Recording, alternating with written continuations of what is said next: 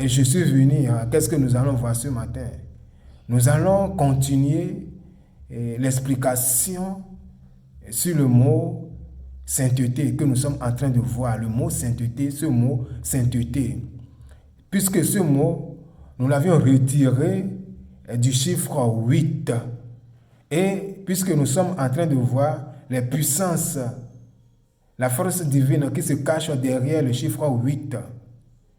Et c'est par là que nous avions découvert l'une des dimensions qui se cache à l'intérieur du chiffre 8, la sainteté. Puisque le chiffre 8 se dit en hébreu Shmona. Shmona. Le chiffre 8 se dit en hébreu Shmona. Et dans Shmona, nous avons deux dimensions dans Shmona. Nous avons, trois dimensions dans Shmona, c'est-à-dire dans le chiffre 8. Et ces trois dimensions nous interpellent, nous révèlent maintenant qui est le Mashiach, nous révèlent maintenant qui est le Messie, nous révèlent maintenant qui est Jésus, le nom, ce nom. Puisque dans Shmona, si nous divisons Shmona, ce mot, c'est-à-dire le chiffre 8, Shmona en hébreu, nous avons Shmo d'un côté et Na de l'autre côté. Et dans Shmo maintenant, à travers la dimension Shmo, Shmo qui signifie en hébreu son nom. Et ceci fait référence à Yehoshua HaMashiach, puisque seul ce nom est le seul nom dans lequel se trouve le salut, le seul nom qui est au-dessus de tout nom, le nom que tu vas invoquer, tu vas appeler pour être sauvé, pour trouver le salut, le nom qui est au-dessus de tout nom. Voilà cette dimension dans le chiffre 8, Shmona, Shmo, c'est ce que ça nous enseigne. Maintenant, dans Na, nous avons vu deux dimensions qui se cachent dans ce mot Na. Et la première dimension, c'est la sainteté. La deuxième dimension, c'est la force ou la victoire. Et à travers le chiffre 8, quel message nous avons derrière le chiffre 8? Simplement, il n'y a qu'un seul nom, le nom qui est au-dessus de tout nom, Yehoshua HaMashiach, qui sanctifie la sainteté, qui sanctifie et qui donne de la victoire. Et maintenant, qui te connecte avec la vie éternelle. Puisque la sainteté, c'est le chiffre 6. La victoire, c'est le chiffre 7. Et la vie éternelle, c'est le chiffre 8. Maintenant, dans 8, nous avons ces trois dimensions. Donc, le chiffre 8 est en quelque sorte le réceptacle, le vase, la chambre de ces trois dimensions. Maintenant, nous sommes en train de décortiquer maintenant la sainteté. C'est quoi la sainteté? Pourquoi l'Éternel fait toujours mention de la sainteté? Pourquoi nous devons se connecter avec cette dimension appelée la sainteté? C'est ce que nous sommes en train de voir et nous avions déjà vu la première partie, puis la deuxième partie. Maintenant, ceci, c'est la troisième partie que nous allons voir.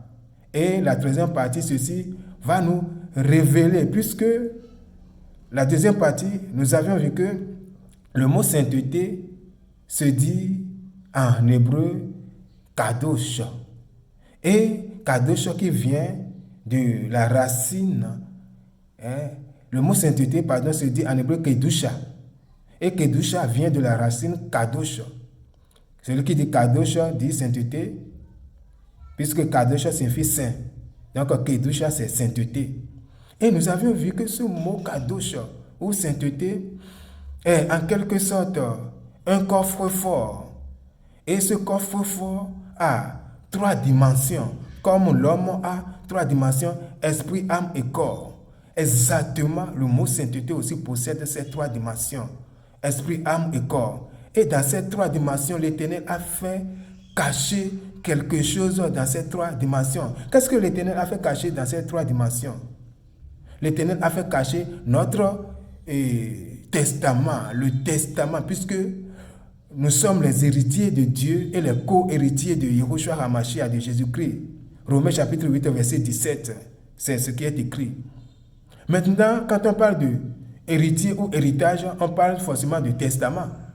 Et pour rentrer en possession de ton héritage, il te faut testament. Maintenant, ce testament, l'Éternel a pris soin d'aller cacher ce testament dans ces 3 dimensions. Ces 3 dimensions qui se trouvent maintenant à l'intérieur du mot sainteté. Et ce mot sainteté qui représente en quelque sorte le coffre-fort dans lequel ces 3 dimensions sont cachées. Et dans ces 3 dimensions se trouve notre testament. C'est ce que nous avions vu. Et ce coffre-fort, l'Éternel l'a fait cacher dans cette banque spirituelle. C'est quoi la banque spirituelle? La banque spirituelle, laissez-moi vous dire aujourd'hui que tout trésor qui peut exister, notre trésor, tout, l'Éternel l'a fait cacher dans cette banque spirituelle. Et cette banque spirituelle, c'est la parole de Dieu. C'est le cœur de Dieu, la parole de Dieu, la banque spirituelle. Et comme charnellement, si nous possédons un objet d'une grande valeur, qu'est-ce que nous avons l'habitude de faire? Nous allons à la banque pour faire cacher cet objet. Ça peut être de l'or, diamant, or, saphir, ainsi des pierres précieuses, ainsi de suite. Si charnellement nous avons cette banque, pourquoi pas spirituellement? Spirituellement, c'est ce que l'Éternel fait. La chose se manifeste spirituellement d'abord. Donc l'Éternel a fait cacher maintenant notre testament dans ces 3 dimensions, dans ces 3 boîtes, dans ces 3 régions spirituelles qui se trouvent dans le mot, dans le cœur, à l'intérieur du mot sainteté. Et ce mot sainteté qui représente en quelque sorte le coffre-fort que l'Éternel a placé dans la parole, c'est-à-dire dans la banque spirituelle. Donc, nous sommes venus aujourd'hui. Qu'est-ce que nous allons voir? Nous allons voir le nom.